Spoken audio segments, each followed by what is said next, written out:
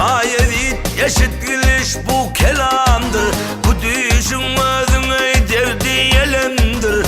Yusuf alar şehrin gören ahvalım.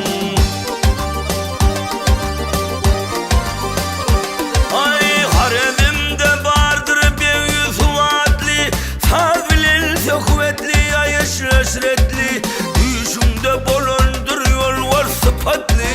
Yusuf alar şehrin gören ahvalım.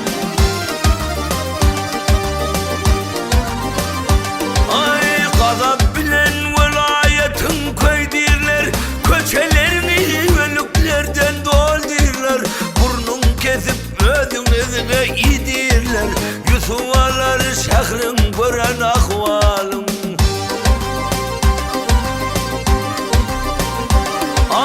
Ne sebepten